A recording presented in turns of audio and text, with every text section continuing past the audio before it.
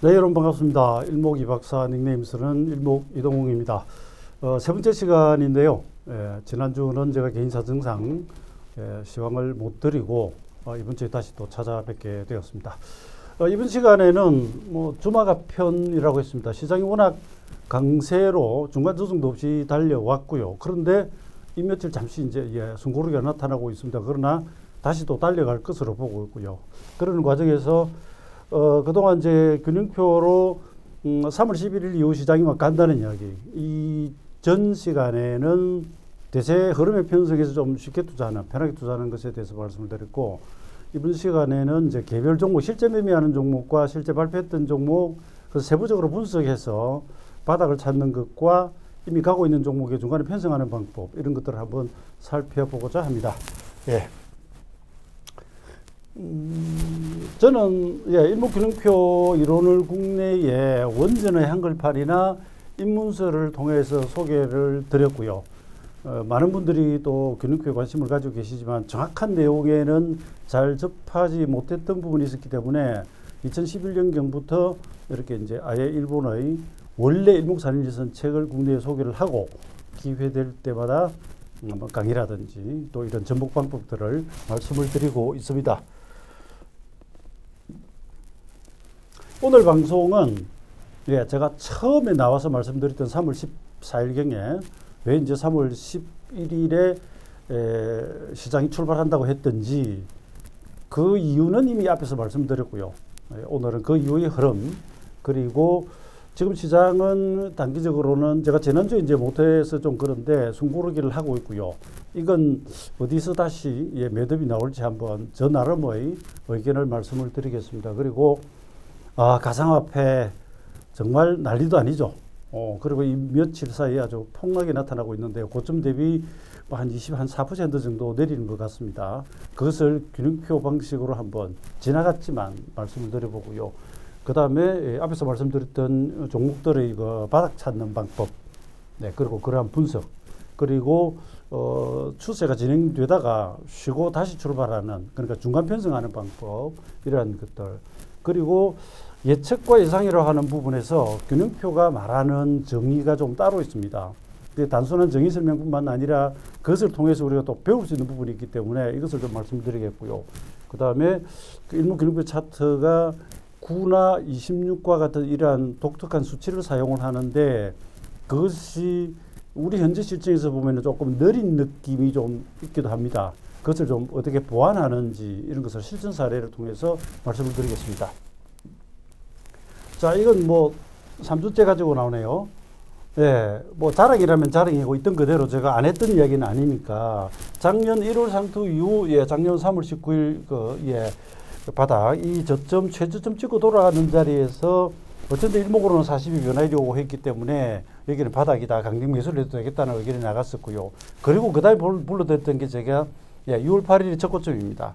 그리고 바로 이 구간이 작년 추석 이후에 3주를 쉬고 11월 1일부터 올라간다고 해서 진짜로 올라갔던 날이고요. 그 다음에 이제 1월 8일과 실제로는 1월 8일이 변화일인데 코스피는 1월 11일까지 올라갔다가 그 다음에 이제 조정이 지루하게 갔죠. 사실은 저는 가격 조정을 더 본다고 했었는데 그건 아니었고요. 워낙 자금이 많이 들어오고 시총상위 삼성자 같은 것들이 전혀 무너지지 않기 때문에 주가 조정 폭은 적었는데 이 시간 조정의 완성을 불러드렸던 게 예고했던 게 3월 11일이죠. 근데 그 이야기입니다. 그러한 것에는 바로 이러한 일목의 변화일 중심으로 설명이 되었던 부분이 있고요. 그러고 나서 3월 11일부터 정확히 출발을 하고요. 그 다음에 그 다음 두 번째 변화일로 불러드린 자리에서 여기서부터도 코스피는 누르고 돌아가고 코스닥 지수는 거의 그냥 가버렸습니다. 지금까지 오고 있습니다. 이건 확인에 불과하고요. 그 다음에 종합주가 지수인데 제가 지금 금요일장 끝나자마자 와서 지금 설명을 드리고 있습니다. 오늘 지수가 살짝 반등을 했습니다. 요 밑에 21선을 거의 딛다시피 하면서 돌아갔는데 좀 본전을 보이고 있습니다. 그런데 요 앞 20일이죠. 종합주가 지수는 종가상 우리 역사상 최고치를 달성합니다. 그래서 장중 기준으로는 1월 11일에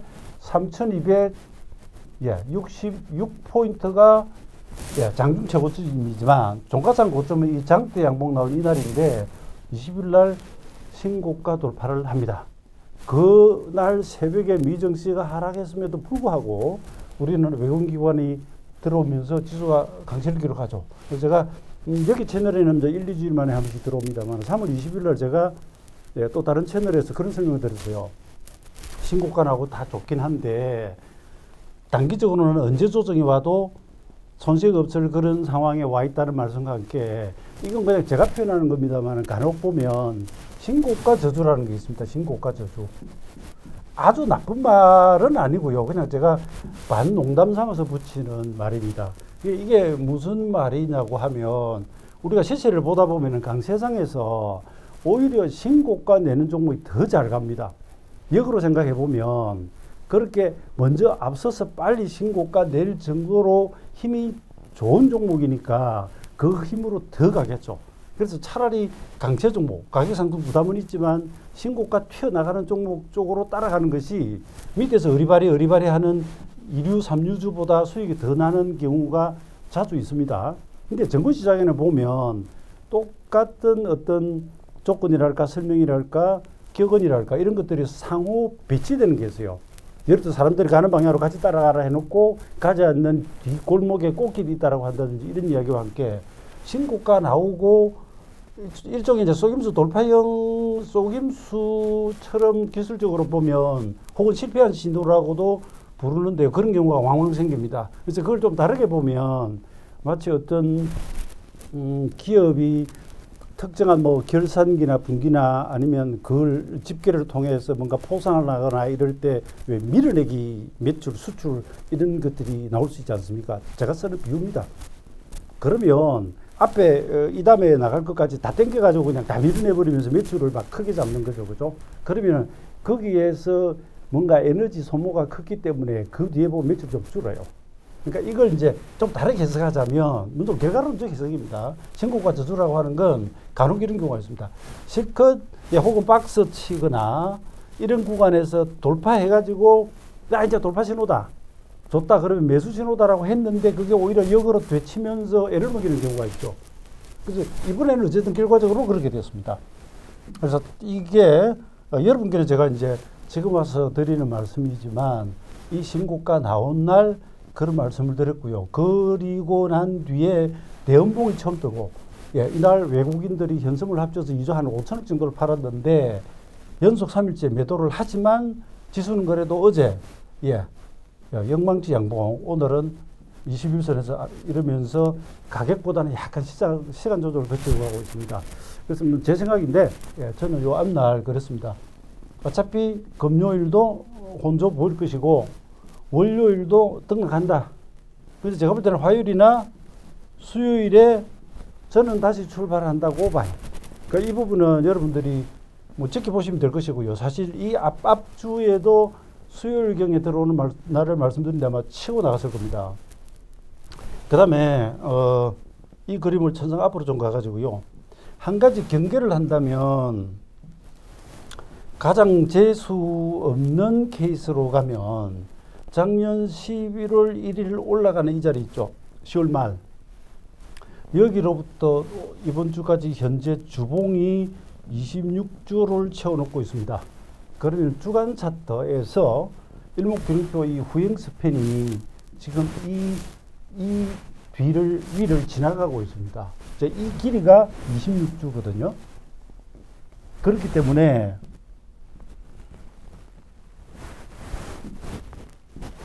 이 구간에서 이 반등과 혹은 재반락으로 다음 주 초중반이 되어버리면 조정이 길어집니다. 조정이 좀 더 깊을 수 있습니다. 그러니까 물론 저는 그렇게 보지 않고 쉬고 간다고 보고 있는데 이것은 대비 삼았어요. 경우가 있었죠. 플랜 A, B처럼 만약에 여기서 이렇게 되면 그런다고 해서 무슨 큰일이 벌어지고 그런 건 아닙니다만 좀 귀찮게 하는 거죠. 우리를. 지금 생각하면 그냥 시간 조정 적당히 이렇게 하다가 화수에 그냥 아이고 날 잡아봐라 하고 그냥 가는 그림을 그리고 있다고 말씀을 드렸는데 이것이 제 생각과 다르게 할 수 있잖아요. 지금은 알 수 없고 나타나지 않지만 그때 가서 뭔가 수급상에 문제가 생기거나 새로운 악재가 나서거나 했어요. 나타날 수 있기 때문에 그 부분은 제가 미리 이제 말씀을 드리고 이거 양다리를 걸치는 게 아니고요. 우리가 너무 상승을 고집하는 것도 그렇고 뭐 하락이다라고만 고집하기보다 그 어떤 맥점 분기점이 오는데 여기서 찍고 돌아가 주면은 그냥 상승 연결이 가장 이상적인 것이고요. 근데 거기서 만약에 다른 짓을 하면 그때 우리가 대응을 해야 되겠죠. 그럼 잠시 후퇴했다가 다시 더 저가를 노리면 됩니다. 그리고 여기 뭐 일수들이 많이 겹치는데 이 부분은 제가 시간 관계상 생략하겠습니다. 자, 코스닥 보시면 별다른 조정 없이 와가지고 아주 견조한 조정을 하고 있습니다. 코스피 지수는 그래도 저가를 살짝 이탈하면서 내려갔지만 앞으로 4일치 저점을 이탈한다든지 그러나 코스닥은 적어도 지수에 관한 한은 이렇게 아주 잘 견디고 있고요. 그다음 미증시도 보시면 다우 지수입니다. 여러분 지금 양음 하면서 지금 조정을 받고 있는데 바이든 대통령의도 이제 뭐 정세 같은 이야기 나오면서 악재로 작용을 했고요. 그러나 그것이 실현되려고 하면 저항도 있을 것이고 뭐 공화당 협조라든지 이런 과정들이 남아있기 때문에 악재긴 해도 아직 바로 뭐 그렇게 크게 받아들일 필요는 없다라는 생각은 들고요. 그리고 이제 기술적으로 보면 이 최저점에서 이 저점까지가 이게 여러분 16일이에요.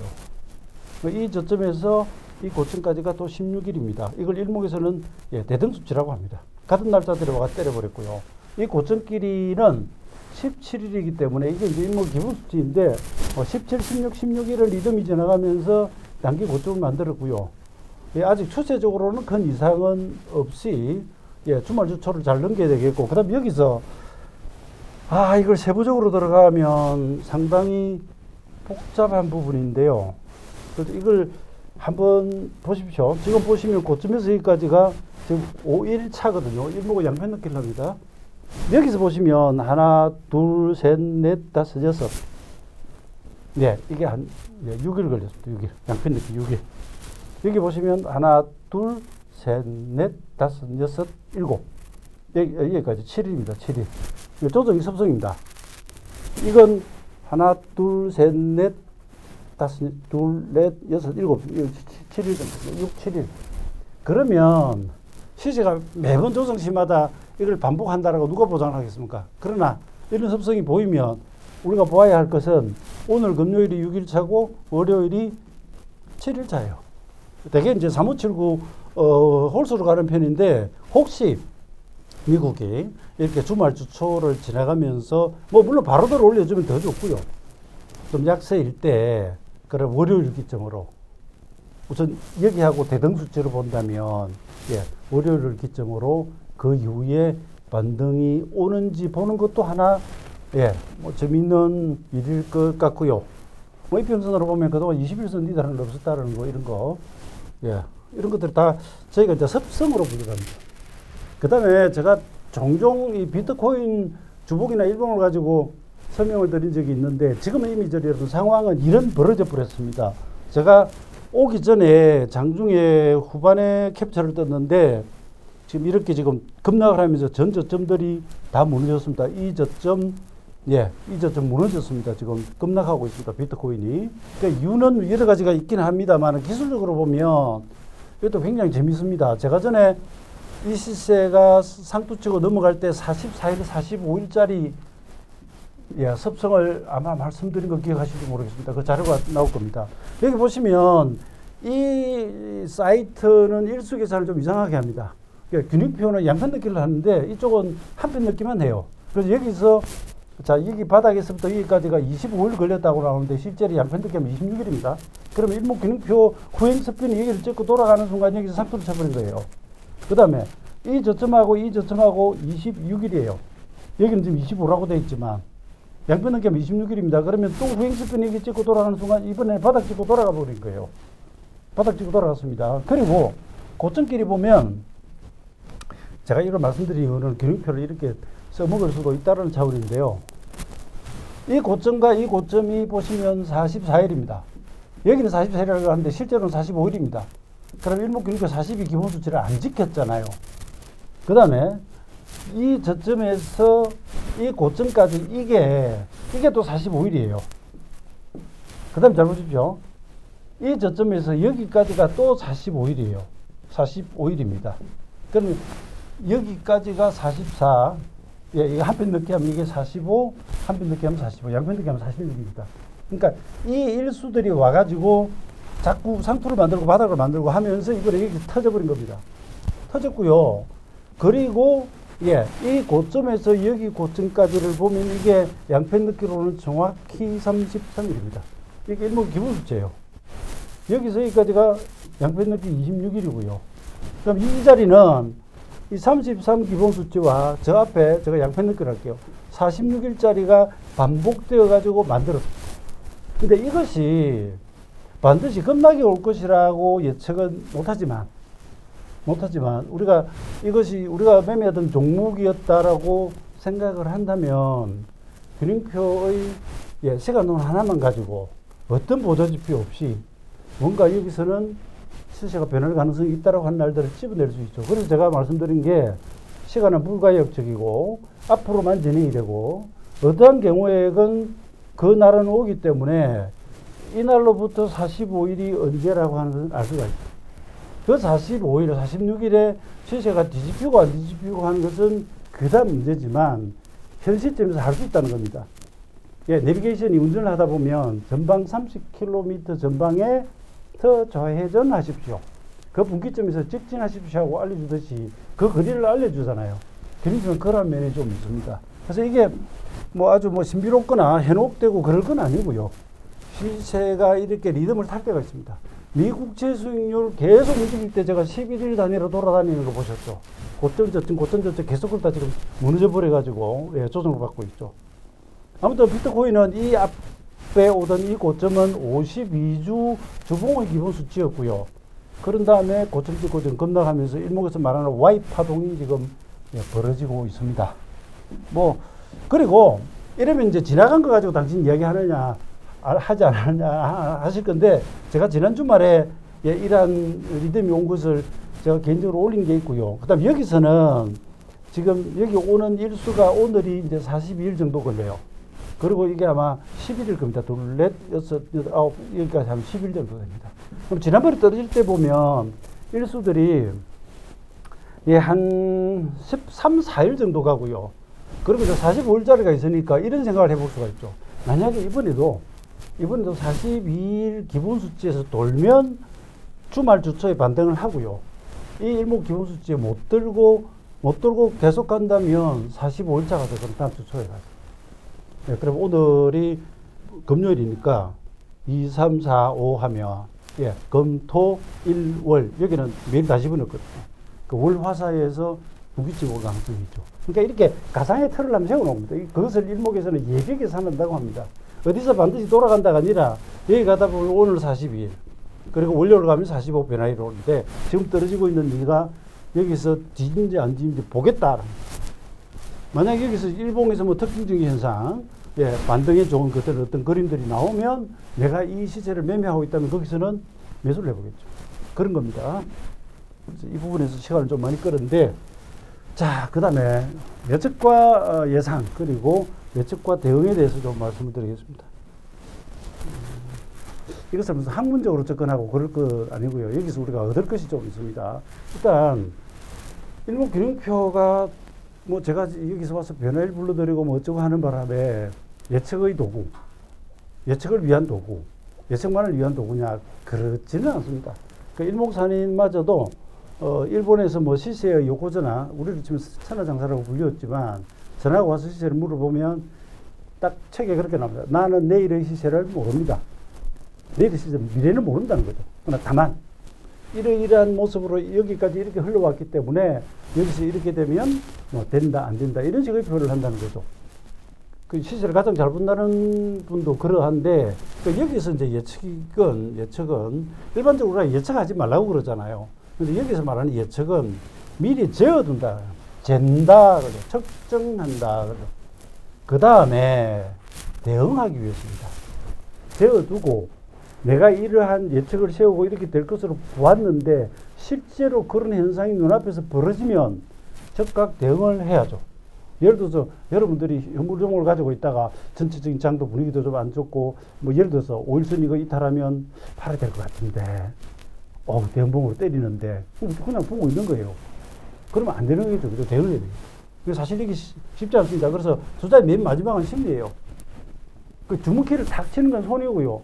손이 치는데 그것을 명령은 내 마음에서 심리가 때리니까 이걸 컨트롤 못하면 매매가 정말 어렵습니다. 그 다음에 예측이라고 하는 거 일목에서 기준을 가지고 똑같은 이야기입니다. 기준이 있으니까 책정을 합니다. 시장을 바라보는 분석이 도구이자 창이라는 거죠. 시세의 장을 보는 창문이다. 여러분들은 모니터를 통해서 보시고 계시겠죠. 자, 여기서 예측이라고 하면 한자로 쓰면 이렇게 됩니다. 이게 이 측정한다라고 할 때도 이 척자를 써서 그죠? 그 잰다, 헤아린다라고 하는 그런 이야기고요. 그 예상이라고 하는 건 그냥 상상입니다, 상상. 그래서 우리가 통상 이제 예측하지 말라 그러잖아요.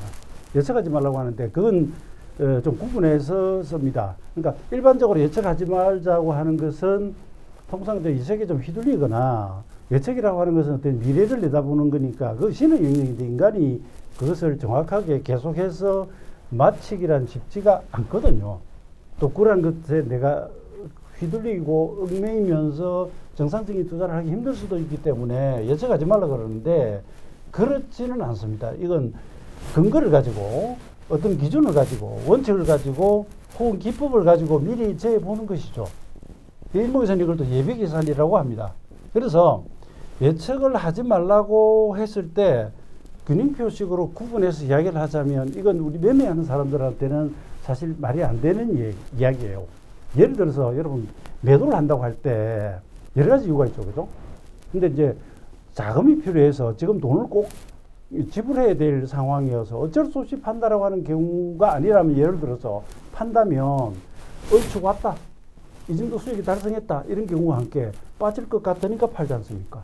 매수가 들어간다고 하면 그것이 패턴으로 쓰든 뭐 소급으로 이야기를 하든 호가 창을 보든 모든 방법을 동원해서 시세가 올라갈 것 같은 생각이 드니까 매수가 들어가죠. 그러니까 예측 자체는 여러분 늘 우리가 쓰는 겁니다.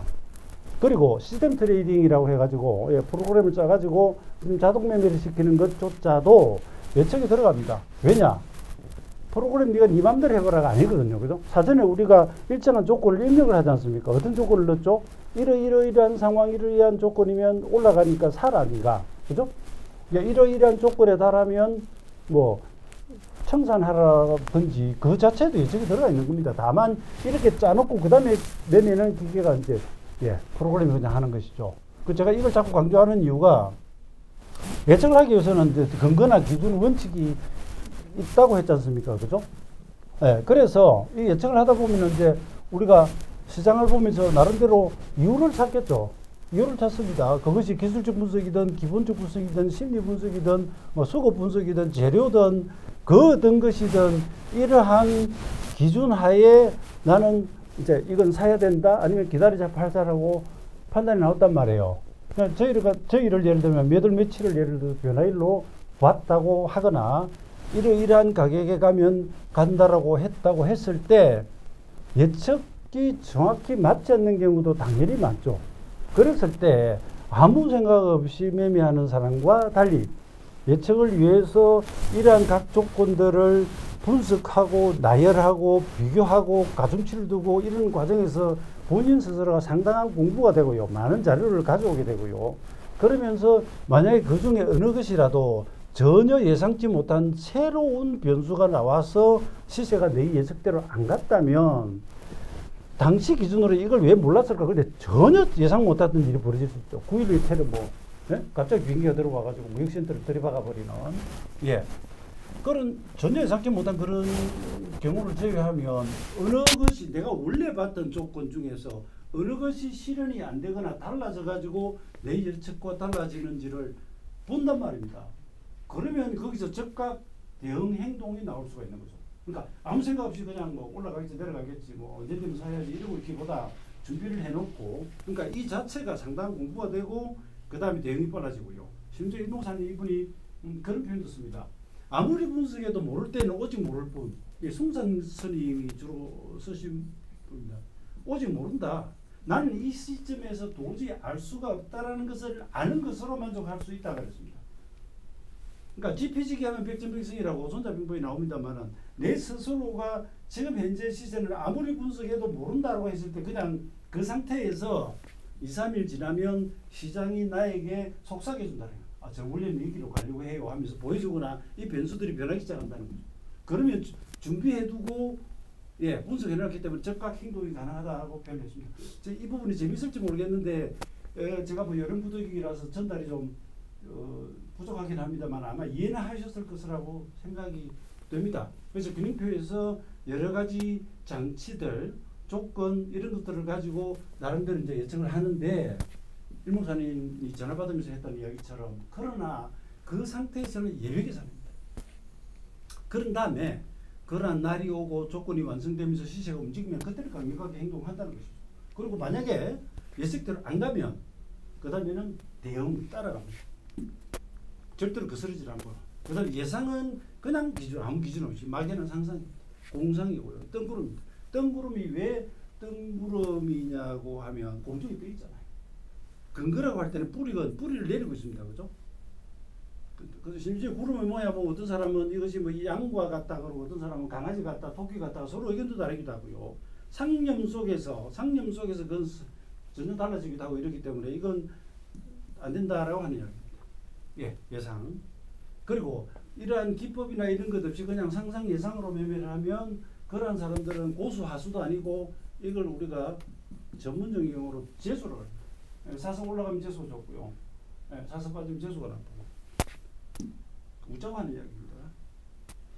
자, 그 다음에는 저 일목균형표를 가지고 현물 실제 매매하는 방법을 한번 설명을 드리겠는데 제가 미리 말씀드리겠는데 제가 일목 강의를 어디 가서든 하면 균형표를 모르시는 분은 이게 하나의 새로운 언어와 같거든요. 그래서 그 홀소리 달소리를 그러니까 알파벳을 알려드리고 단어를 알려드리고 문장을 알려드리고 그러면서 하나의 문단이 되지 않습니까? 그 과정을 거쳐야 돼요. 그것이 시간이 참 많이 걸립니다. 그래서 좀 지루하기도 한데 우선 제가 그러한 큰 설명 없이 바로 균형표의 여러 가지 그 방법을 가지고 이 실제 매매하는 모습을 보여드리겠고요. 바닥 찾는 것과 추세 타는 것. 사실 매매는 이 두 가지만 하면 끝납니다. 바닥 내려가는 종목 바닥 찍고 돌아갈 때 하고 가고 있는 중에 중간에 잘 사면 투자는 사실 끝나는 거예요. 이보다 더 끝나는 것은 변화일을 알아서 그 변곡점 바닥과 상단에 딱 찍어서 사면 되는데 그건 이론적으로 그렇지 쉽지는 않죠. 제가 롯데케미칼을 가져왔습니다. 이건 실제로 야간에 제가 다른 채널에서 설명을 하고 주가가 떴다고 한 1.51%가 빠졌습니다. 지수 때문에. 좀 살짝 빠졌어요. 빠졌는데 굳이 이 종목을 가져온 건 이게 나름대로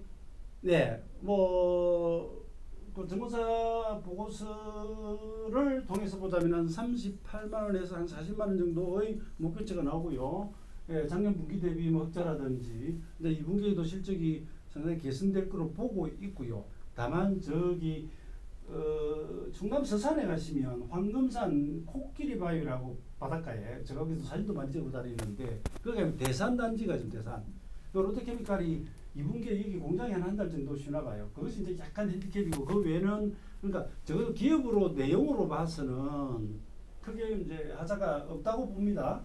펀더멘탈적으로. 그런 상황에서 기술적으로 한번 보면 그러니까 이 종목이 가장 좋은 건 아니지만 하나 예시로 제가 보여드린 거예요. 우리가 이제 투자를 하면서 여러 가지 방법들을 쓰죠, 그죠? 기술적 분석에서 뭐 여러 가지 다양한 방법들을 각자 쓰실 것이고요. 그래서 가장 일반적인 것이 그냥 이평선이나 일목선이나 추세선이나 뭐 이런 것들을 가지고 주로 씁니다. 쓰는데 여기서 균형표를 가지고 이야기를 하자면 이것을 이제 선행스팬 1이라고 하고요. 이걸 선행스팬 2라고 합니다. 선행스팬 1이라고 하는데 이걸 아래 위로 이렇게 묶어서 이제 구름대라고 하죠. 구름대라고 합니다. 이걸 이평선으로 환산하면 대개 한 60, 그럼 여기가 한 100에서 120 정도 됩니다. 그러면은 완전 정별 상태에서의 구름 상단은 중기 지선을 의미하고요. 하단은 장기선을 의미를 합니다. 그래서 이 두 개를 다 이탈해 버리면 일단 이 상승 추세는 완전히 끝난 거죠. 그 뒤에 파동적으로 다시 가는 건 나중 문제고요. 이게 다 끝나버린 겁니다. 그래서 시장을 볼 때 균형표에서 사실 구름은 굉장히 계략적인 의미이기 때문에 중시 안 합니다만은 한눈에 시세를 딱 보면서 균형을 파할 때 일목균형표 먼저 구름을 봐요. 계절적으로 이 위에 있으면 마치 이제 여름이죠. 여기는 봄쯤 되고요. 반대로 이렇게 이제 만약에 주가 계속 떨어진다 그러면 이래가지고 의문이 되겠죠, 그죠? 그 밑에 기준선 떨어지고 전환선 떨어지고 시세가 여기 있으면 계절적으로는 이제 가을을 지나서 여기는 겨울인 겁니다. 어느 날에 있으니까 햇빛도 잘 못 받고요. 예, 양운에 있으니까 햇빛을 충분히 받으면서 잘 자라는 것과 같은 그런 이치적인, 그래서 그 구름과의 관계를 봅니다. 완전 정배열에서는 구름은 안 그려도 돼요. 그런데 여기서 보시면 그 다음에 예, 시세의 중심이 되고 생명선이 되는 기준선을 타고 올라갑니다. 파동을 걸면서 올라가다 여기서 한번 이탈이 오죠. 예, 뭐 일목안에서 이걸 단기로 보는데 우리는 이제 26을 단기로 보기에는 좀 그렇습니다. 구름 상단을 딛고 올라갔다가 여기서 크게 혼조를 보이는데 구름 하단을 딛고 올랐지만 이 과정이 보면 좀 상당히 예, 험난하고요. 그러던 사이에 어느새 예, 시세는 지금 어떻게 되어 있느냐면 앞에 업무 나오고요. 예, 전환선 기준선이 지금 데드크로스 역전이 생겼고요. 오늘의 주가를 26일 지역에는 후행스팬도 지금 이 아래에 있습니다. 여기 조건이 안 좋아요. 안 좋은데 자 여러분 보세요. 시세라고 하는 게 이것만 가고 끝나면 그냥 이렇게 떨어지면서 이제 예, 역별로 그냥 쏟아져 내리겠죠. 그러나 크게 시세를 보았을 때 1차 상승을 주고 2번 조정을 주고 엘리어트식으로 하자면 3번파 상승을 주고 4부 들어가는 중이라고 하면 지금 이 하락이 이거거나 이거일 수가 있잖아요. 그럼 여기서 잘하면 바닥을 잡아가지고 또 빠져나가는 시세를 노려볼 수가 있거든요. 지금 위치가 그러고 반등하다가 지금 이 하락의 절반인 지금 기준선 30만 3천원 부근에 막혀가지고 오늘 삭등 눌렀습니다. 근데 제가 이 분석할 때는 이 앞에서부터 이거고 이걸 좀 확대가지고 한번 보여드리면 네, 롯데케미칼의 목표치 분석을 예, 28만 1,500원 해봤고요. 근데 여기서 하나 제가 빠뜨린 게 그 직전 바닥 25만 5천 원에서부터 33만 8천 원까지 올라갔던 폭이 8만 2,800원입니다.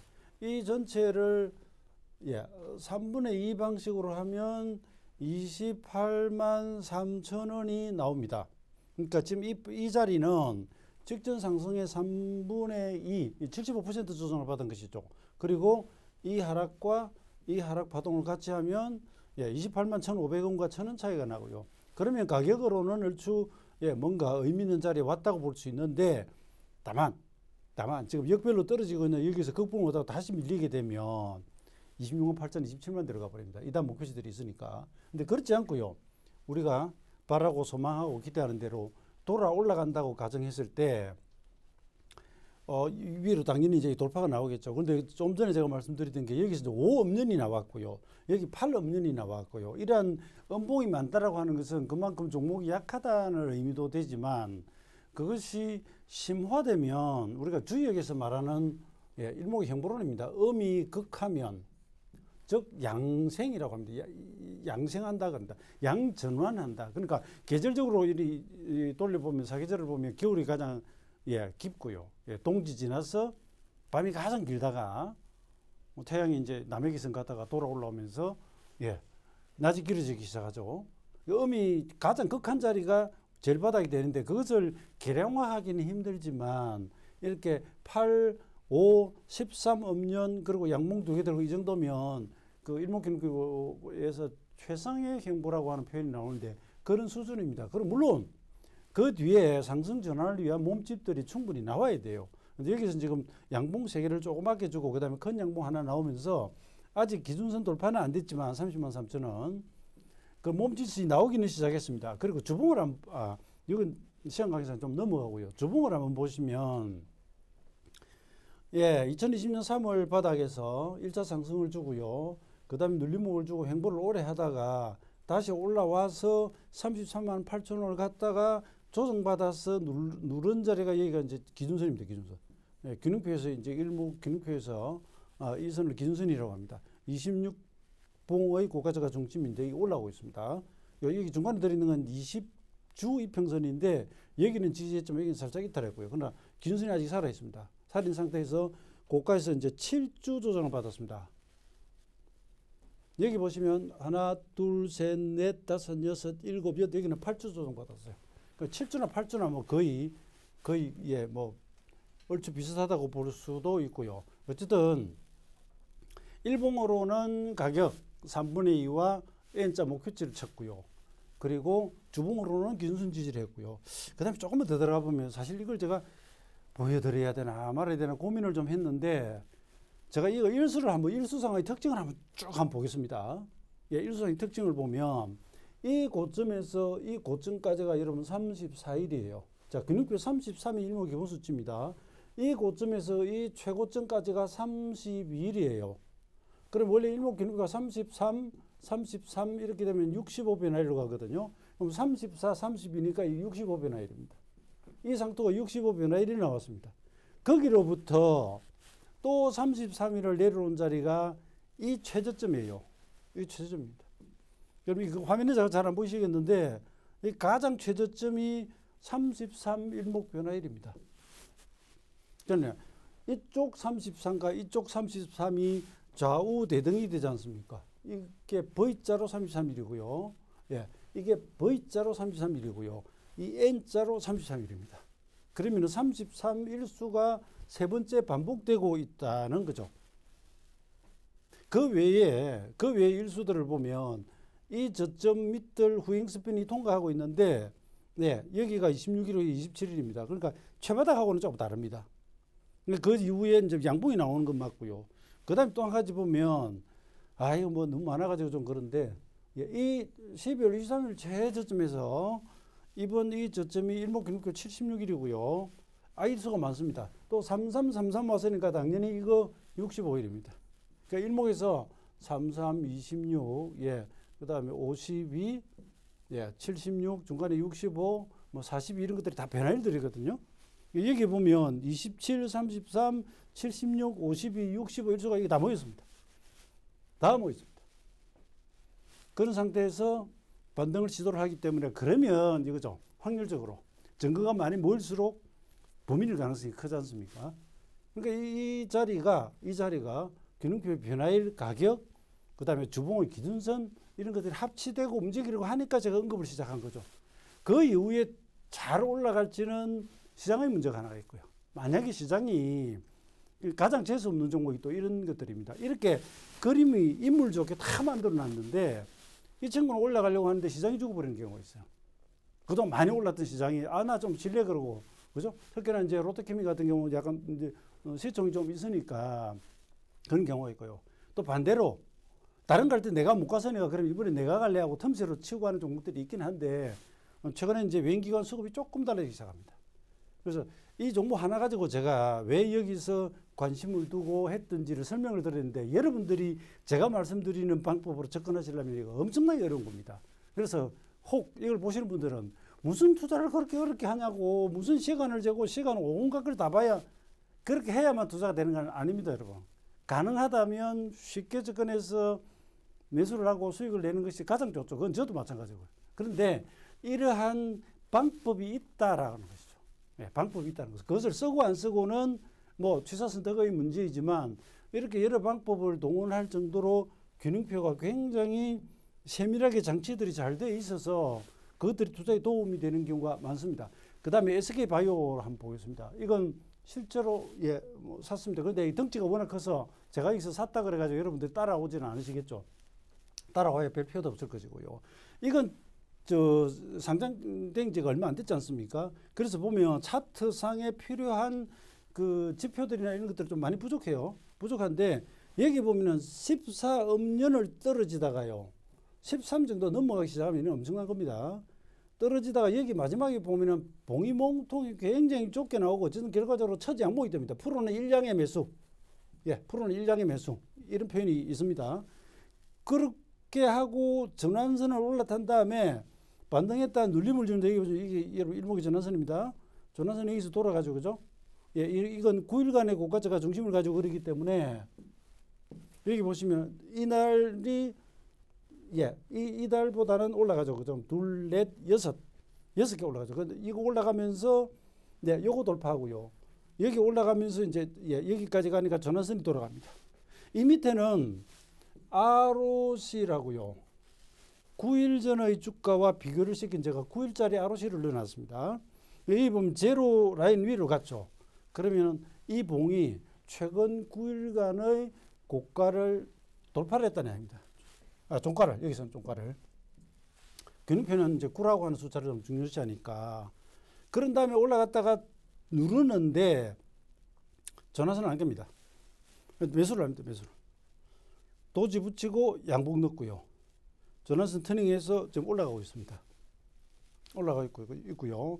그 다음에 여기는 뭐 아직 기준선은 이제 못 그리고요. 전환선이 돌아서고 추세 전환을 가장 빨리 보이죠. 일목안에서는 전환선이 돌아섰고요. 26 후행 스팬이 26일 전 가격을 돌파를 했습니다. 그래서 천양에서 하거나 여기서 매수. 아무튼 지금은 성공한 상태에 있고요. 그 다음에 이 바이오 종목인데 너무 개별주라서 제가 여기 종목 이름을 뺐습니다. 예. 저희가 사놓고 여기서 막 추천하고 이러면 안 되거든요. 그래서 이건 잠깐 한번 본 건데 이것도 제가 자세히 설명을 하려면 굉장히 시간이 오래 걸리고요. 그냥 진단키트 관련주입니다. 근데 이게 장기간 얼마를 빠진다면 9개월을 빠졌습니다. 9개월을 빠졌고요. 주봉에서 이제 올라오면서 적산병이 나왔습니다. 양봉 3개. 예, 주봉에서 양봉이 나왔습니다. 예. 그 다음에 22,500원 주봉 기준선대에서 지금 저항을 쭉 받고 있는데요. 이건 일수를 얼른 한번 보겠습니다. 마지막에 한 12일간 하락하다가 사실 이게 자세하게 보면 약간 도지형의 양봉이 딱 뜹니다. 조금 큰 양봉이 뜹니다. 여기가 보면은 16일이에요. 일목이 17 기본수치고요. 그 다음에 직전 최고점에서 여기까지가 33일입니다. 일목이 33 기본수치예요. 거기서 양봉 나오고 갭 상승 음봉이 세게 나왔다가 누르고 그 다음에 다시 양으로 돌아갑니다. 이게 여러분 제가 확대를 못해서 그런데 큰 TV 모니터 화면으로 보시면 아마 이게 보실 거예요. 그러면서 올라갑니다. 여기까지 네, 이렇게 세우는 것을 균형표에서 보면은 이제 준비 구성의 기둥을 세운다고 하는데 그것까지는 넘어가고요.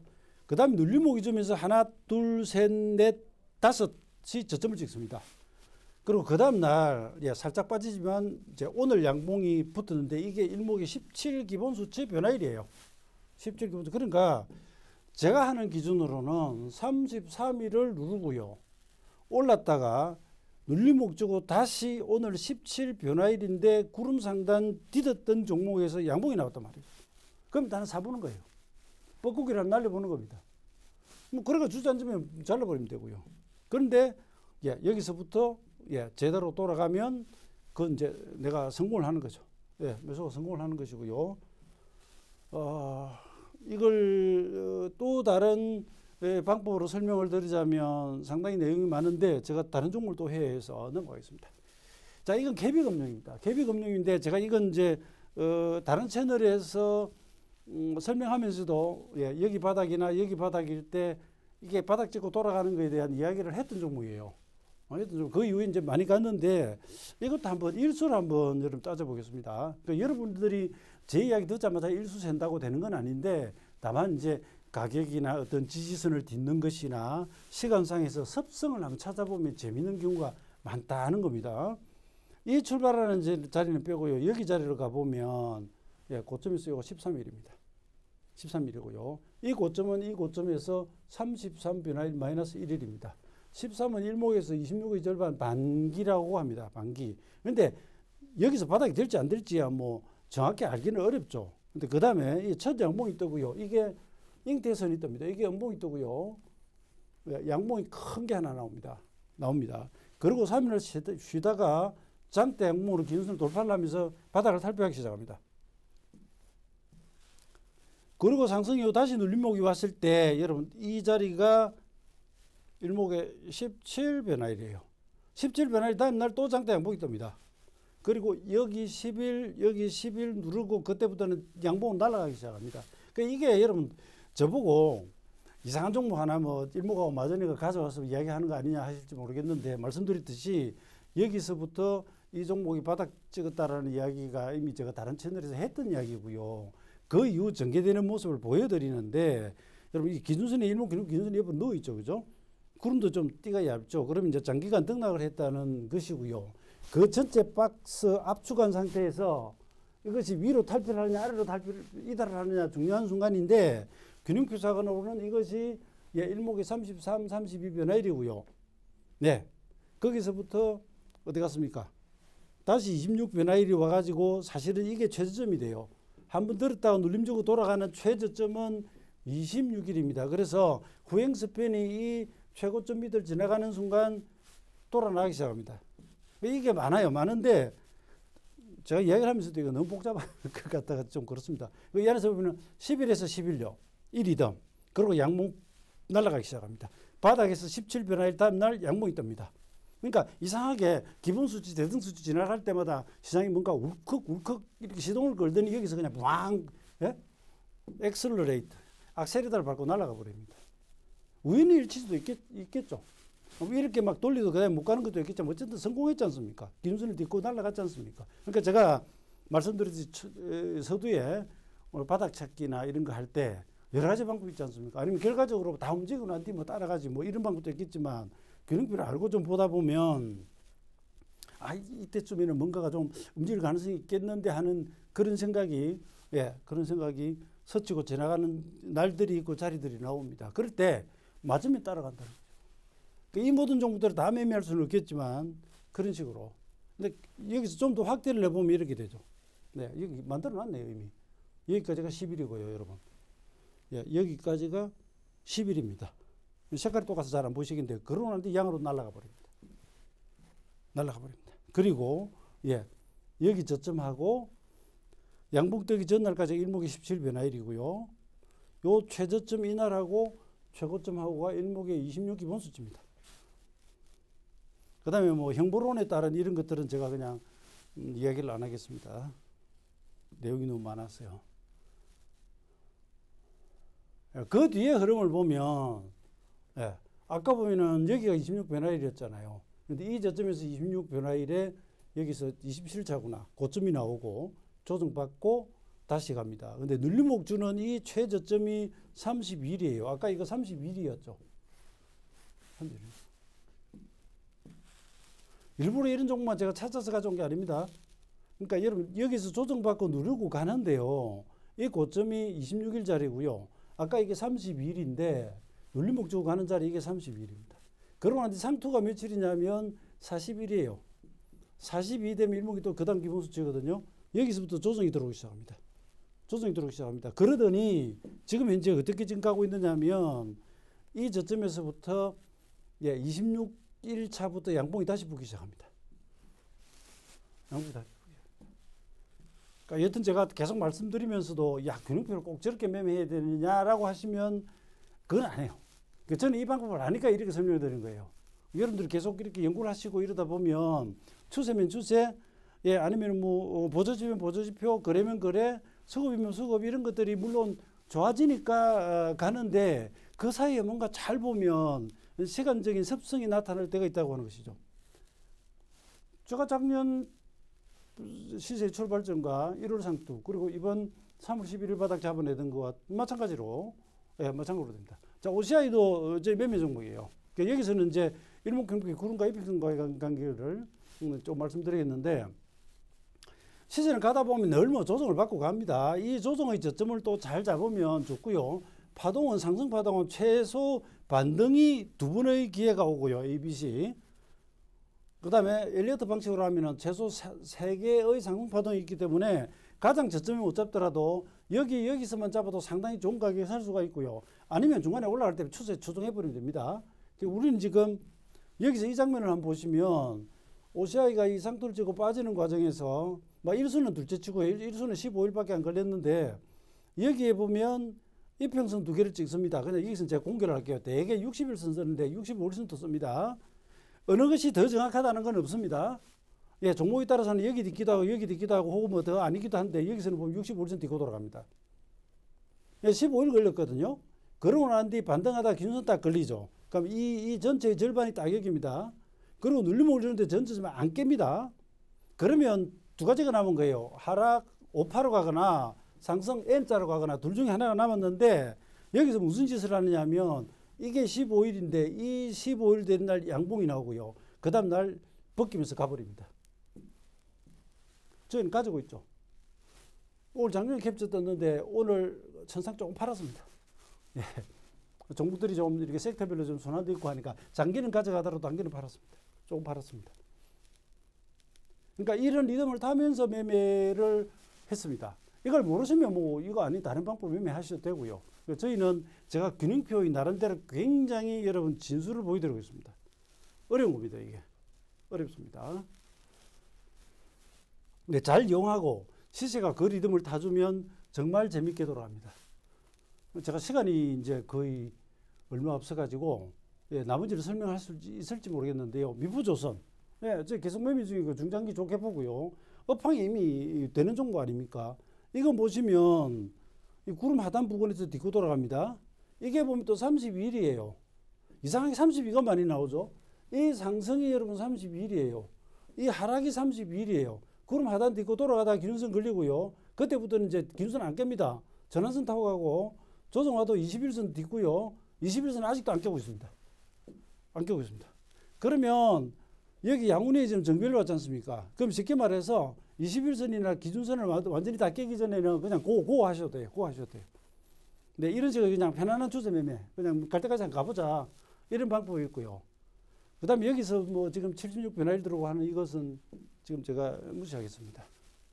그러니까 한번 시세가 타고 나면 뭐 이탈하면 이런 데 딛고 또 가거나 여기 오거나 조정이 올 수는 있겠죠. 그러나 그러지 않다면 그냥 이렇게 열어두고 가면 됩니다. 열어두고 가면 되고요. 다만 여기서 딛고 돌아가는 눌림목을 찾아내고 출발하는 자리를 찾아내는 과정에서 이 32일과 이 32일이 작용하는 것을 한번 보시라는 거죠. 이게 재밌는 겁니다. 예. 근데 여기서 그 다음날 장대 양봉이 떠버리지 않습니까? 양봉이 떠버립니다. 이 어떤 계열 종목입니다. 이 종목이 오늘 3.7% 빠졌는데요. 실적이 굉장히 좋은 종목이고 그냥 개별 종목이어서 제가 여기서 소개를 안 드립니다. 예. 이걸 여러분이 따라 들어오시면 제가 사놓고 또 추천한 것처럼 되니까. 근데 이 종목을 잘 보시면 뭘 보느냐 하면 후행스핀하고 기준선 관계를 봅니다. 제가 여러분 오늘 나가는 내용은 좀 힘드시더라도 반복해서 보시고요. 균형표 책을 가지고 이론을 공부하셨던 분들도 반복해서 한번 보세요. 재미있고 굉장히 획기적인 것들이 좀 많이 나오고 있습니다. 자, 기준선 위에서 정배이면 뭐 아무 걱정할 필요도 없다라고 할 수는 있겠는데 사람 심리가 또 그렇지는 않죠. 가다 중간중간 조정하면 좀 흔들리는데 뭐 이 과정은 무시하고요. 여기서부터 여기까지 조정이 들어왔을 때 둘, 넷, 여섯, 여덟이 그건 8일에서 9일이죠. 그죠? 자, 근육표에서 1절이 9일입니다. 9일차 양봉이 나와버렸는데 엄격하게 이야기하면 종가상 기준선을 이탈했기 때문에 이 기준선 가지고 매매를 하면 이 종목은 여기서 컷 발생합니다. 컷. 그런데 여기서 하나 더 보면 뭐가 있느냐면 후행스핀이죠. 후행스핀. 오늘의 주가를 26일 뒤에 따라오게 그린 후행스핀이 어떻게 되냐면 이 시세를 딛고 있습니다. 안 깨고 있습니다. 살아있습니다. 이게 살아있어요. 그 다음에 여기서 눌림 주고 이럴 때도 여기를 딛고 살아있고요. 정말 재밌는 것은 여기에 후행스팬이 와서 이렇게 와서 여기 닿아요. 닿습니다. 시세가 26일로 이렇게 이동을 시키니까요. 오늘의 주가를 26일 뒤에 따라오게 그런 게 후행스팬이거든요. 지행스팬. 그럼 얘는 여기서 뭘 하고 있느냐면 기준선 위에서 여기 시세가 촘촘하게 지금 모여 있는 상태입니다. 모여 있는 상태예요. 모여 있는 상태인데, 마치 영화 같은 거 보면 조종사가 뭐 한눈 팔거나 이러다가 보면 갑자기 앞에 산에 뭐 이런 높은 산이 나타나서 비행기가 그죠. 기술이 있는 데를 땡겨가지고 막 올라가는 그런 걱정의 장면들 나오죠. 간혹 이런 게 나옵니다. 여기 지금 후행스핀이 오다가 자, 시세가 횡보를 하잖아요. 횡보를 하면서 사실 여기서는 기준선을 살짝 깬 상태입니다. 깬 상태인데 뒤를 보면은 여기 시세 지지를 받더니 이게 닿더니 그 다음 장대로 날아가 버립니다. 그것은 마치 뒤집어 이야기하면 앞에 뭔가 지선이 있었는데 시세가 여기까지 오다가 와 여기 닿더니 튀기 시작하네와 똑같은 생각을 주는 거죠. 근데 여기서 여러분 여기 무조건 튄다 그건 아니에요. 무조건 튄다라는 것은 없습니다. 주식시장 시세에서 절대라는 건 없어요. 다만 이런 현상이 나타나면 내가 알고 있고 준비하고 있는데 실제로 그런 모습이 나오네. 그러면 행동이 들어가죠. 행동이 들어갑니다. 다만 이거 좀 급등을 하고요. 이 등락폭을 2배 하면 22,050원, 22,000원이 나와요. 21,850원까지 올랐다가 오늘 조정이 조금 나왔습니다. 예. 오늘은 한 3.7% 정도 예, 조정이 온 건 사실이에요. 외인들 좀 팔고. 근데 추세적으로는 뭐 문제가 없고요. 오늘 제가 너무 많은 걸 알려드리는 것 같은데. 그리고 이 출발하는 자리를 또 다르게 한번 볼게요. 또 다르게 보면 이 고점에서부터 여기까지가 33일이고요. 이 제일 저점 여기서부터는 52 일목의 기본 수치이고요. 제일 바닥으로부터 따지면 76 변화일입니다. 여러분. 자꾸 무슨 숫자를 저리 불러도 되냐. 균형표에 그런 이제 시세 숫자 리듬이 있습니다. 그리고 여기서 여기까지가 20일 걸렸고요. 요 마지막 날까지는 이게 21일이 걸렸습니다. 이걸 대등수치라고 합니다. 대등수치라고 합니다. 그 다음에 여기서 여기까지 굳이 따져보면 14일 걸렸고요. 여기까지가 14일입니다. 그러니까 이 출발하는 자리는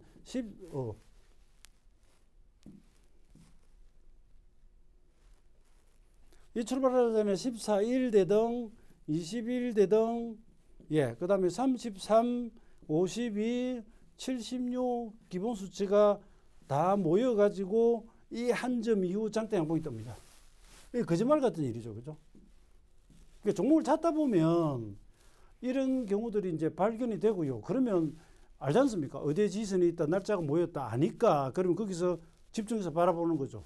근데 실제 시세의 변화가 일어난다? 그러면 이제 대응을 하시면 되는 것이고, 이건 원래부터 좀 가져오던 종목이기도 하고요. 추가로 사기도 했고 그렇습니다. 자, 해당 종목의 주봉을 보면 이번 주가 26주고요. 이건 시간 관계상 좀 넘어가야 되겠습니다. 그 다음에 얼른 좀 말씀을 드려야 되겠는데요. 일목균형표 차트 시간 단위 보완 방법, 제가 남은 시간 오늘 나가는 내용이 너무 많아가지고 좀 빨리 마무리를 해야 될 것 같습니다. 이건 4월 14일 장중 선물 30분봉이고요. 제가 이제 선물, 현물 전부 가이드하고 매매하기 때문에 그날 지수가 30분봉입니다. 선물이 올려놓고 횡보를 하고 있었습니다. 횡보를 하고 있었는데 여기 보면 기준선이 여기 있잖아요. 주가가 이렇게 압축했다가 툭 튀어버리면 일목균형표의 기준선은 이평선과 달리 고가 저가의 중심으로 그리기 때문에 이럴 때는 이익이 너무 멉니다. 이때 기준선 이탈에 내가 청산해야지 그래보면 너무 아깝잖아요. 그럴 때는 일목이 26이 크니까 이건 천상 다음 주에 한 번 더 제가 용법을 말씀드리겠습니다. 22평 같은 걸 넣거나 아니면은 9와 26의 중간 정도에 있는 17, 2평이나 후행서편을 집어넣어요. 일목균형표 후행서편은 대개 26을 이걸 거의 디폴트 값처럼 쓰거든요. 근데 둘 다 멀단 말입니다. 그러면 그 한 중간 정도 절충선인 17을 하나 넣어요. 이게 차트에서 여러분 일목균형표 겹치기가 추가로 넣으면서 변수를 17로 바꾸면 17이 들어가집니다. 그러면 조금 전에 제가 기술을 틀어 올리던 이 산이 있고요. 그 장면 설명드렸죠. 여기 이제 후행서편이 오고 있습니다. 오고 있어요. 그 다음에 여기서 26은 아직 4칸이나 남았고요. 오고 있습니다. 이 뒤에 어떻게 되는지 한번 보세요. 자, 이렇게 오고 있습니다. 오고 있는데 이걸 넣기 힘든 분은 ROC라고 하는 보조지표가 특정 일수 전의 시세와 비교를 하면서 그립니다. 그러면 얘가 여기를 접근하죠. ROC가 제로 라인에 접근을 하고 있거든요. 이걸 깨고 내려가면 얘가 이걸 깼다는 이야기입니다. 아니고 딛고 올라가면 얘도 딛고 올라갑니다. 이거 여러분 보세요. 이게 실시간인데 11시 30분이네요. 캡처를. 실시간 캡처를 뜬 거예요. 설명을 하면서.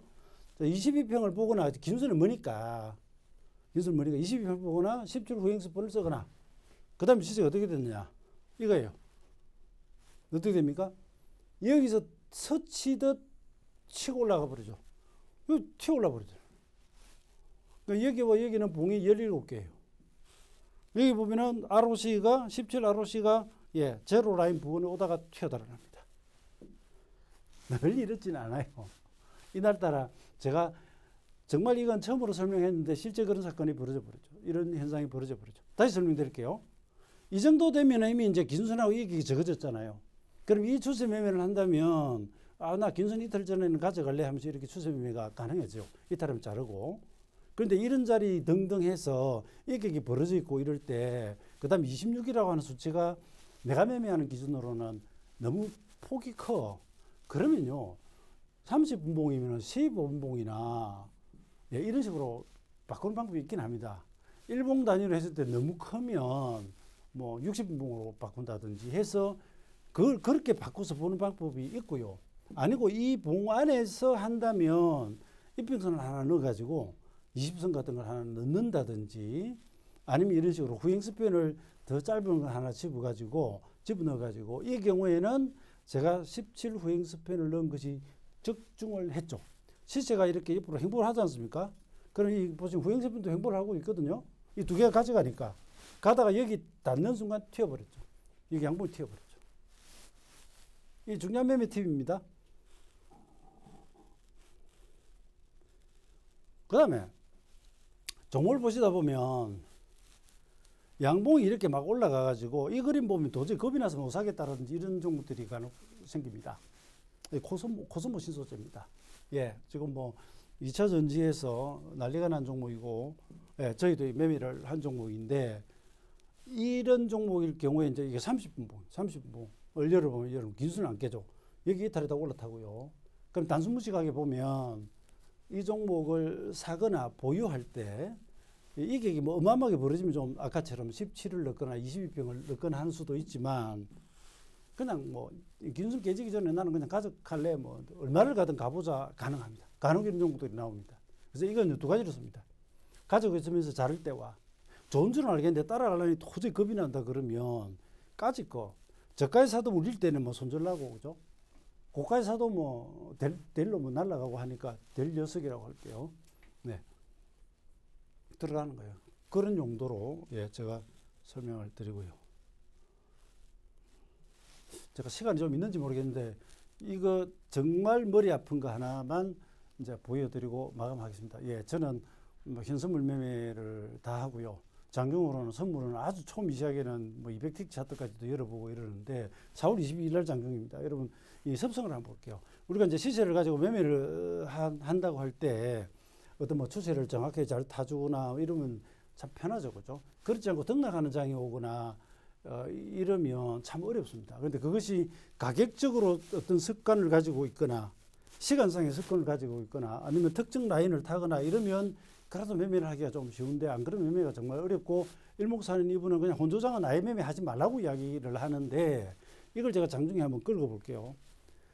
전일 오후 2시 15분에서 오늘 10시 10분까지가 온봉이 33개입니다. 자꾸 33이라는 이야기가 많이 나오죠. 아까 일봉에서도 그렇고. 근데 원래 이게 많이 나오거나 이것만 오면 돌아간다 그렇지는 않아요. 뭐 우연히 설명을 드리다 보니까 33이 좀 많이 나오는데 이 33 이후에 떨어지지 않습니까? 떨어지다가 기준선 뜰게요. 그러고부터는 등락이 들어가니까 이거 매매 어렵거든요.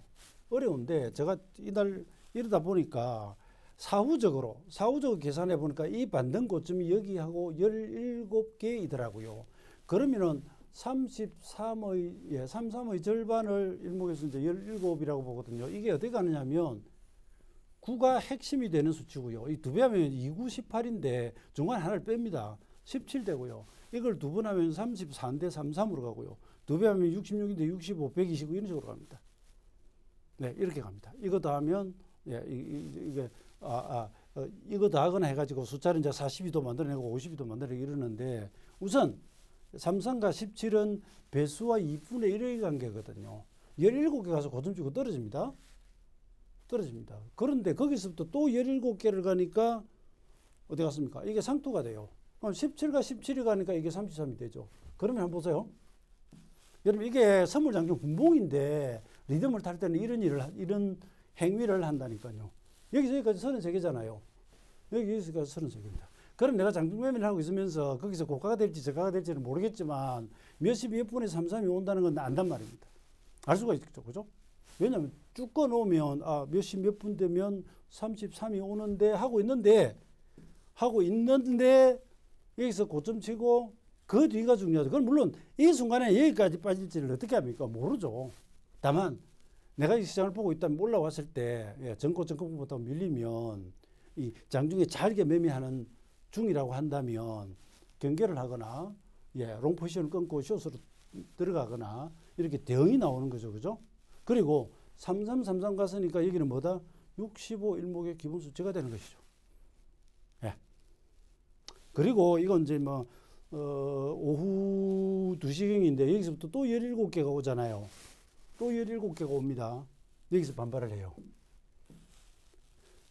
누차 말씀드리지만 여기서 17개가 같다고 여기서 17개에 반드시 뒤집으라고 하는 법은 없습니다, 여러분. 개연성입니다, 개연성.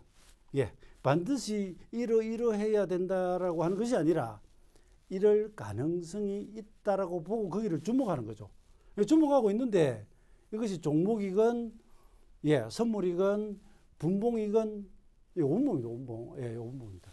분봉이건 아니면은 뭐가 되건 내가 계산을 해놓고 보고 있는데 거기서 반전의 어떤 형태가 일어난다면 보다 좀 확신을 가지고 매매할 수 있잖아요. 단 들어가면은 스톱급입니다.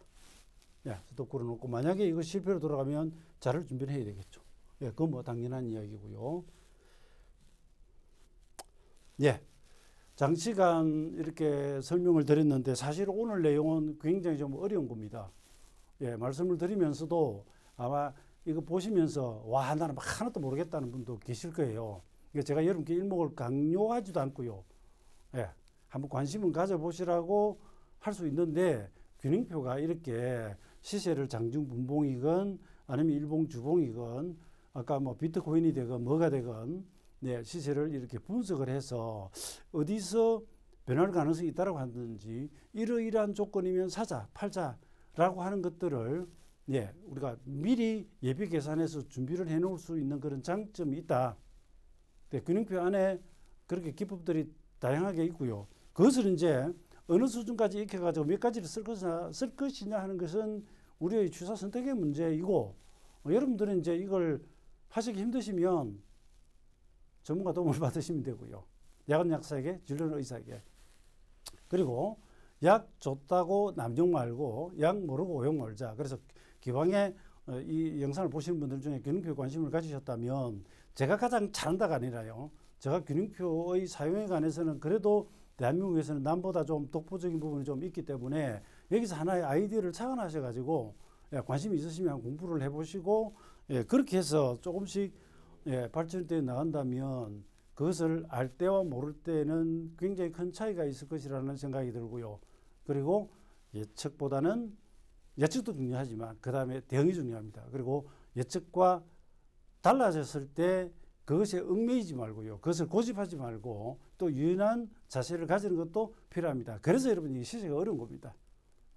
그러나 다시 말씀드리지만 이 정도 수준까지도 뭔가 접근할 수 있다고 하는 것은 이제 우리에게는 하나의 기회이기 때문에 관심 있으신 분들은 한번 접근을 해 보시기 바라겠습니다. 그리고 저도 기회가 되는 대로 뭐 시장에 대해서도 말씀을 드리고 종목 매매에 대한 방법 그리고 실제 이제 어떤 종목을 사면 좋을지 이런 부분들은 이 다음에 기회 되면 또 말씀을 드리도록 하겠습니다. 어쨌든 제가 말씀드리면서 3월 11일 그 이야기를 듣고 그때부터 엄청나게 질러버렸다는 분도 계시는데 기회를 잘 활용하시기 바랍니다. 여러분 장시간 어려운 이야기 시청하시느라 고생하셨습니다. 감사합니다.